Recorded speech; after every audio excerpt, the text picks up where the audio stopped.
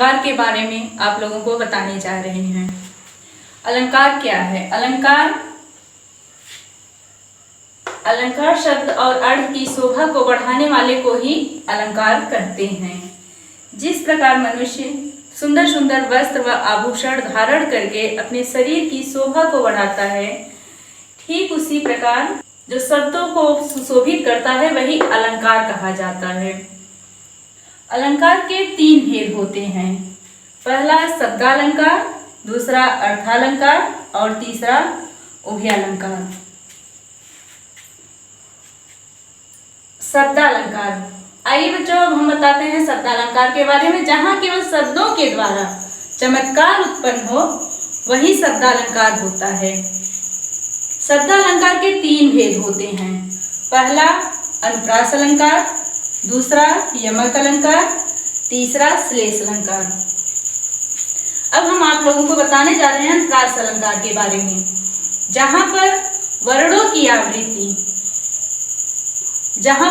की आवृत्ति हो वहाँ अनुप्रास अलंकार होता है। जैसे मुदित महीपति मंदिर आए, सेवक सचिव सुमंत बुलाए।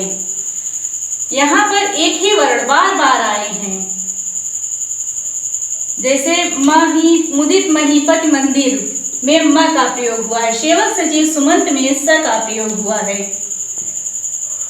अर्थात एक ही वर्ण बार बार आए हैं, उसे ही अनुप्रास अलंकार कहते हैं। कहीं कहीं स्वरों का मेल हो जाता है और कहीं कहीं सिर्फ वर्णों का ही मेल रहता है।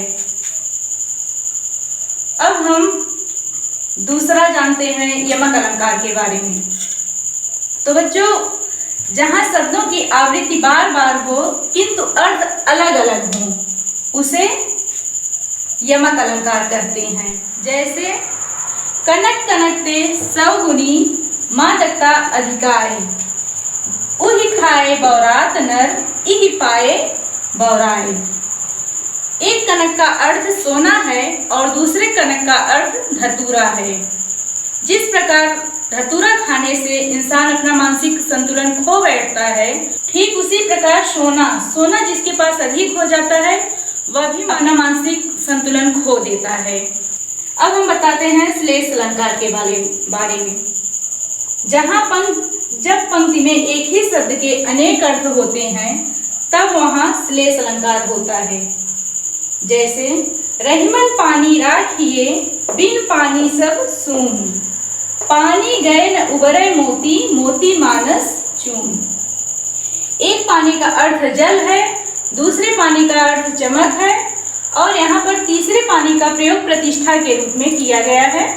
जो एक बार प्रतिष्ठा चली जाती है तो वह दोबारा नहीं आती। Subscribe now and press the bell icon. Never miss an update.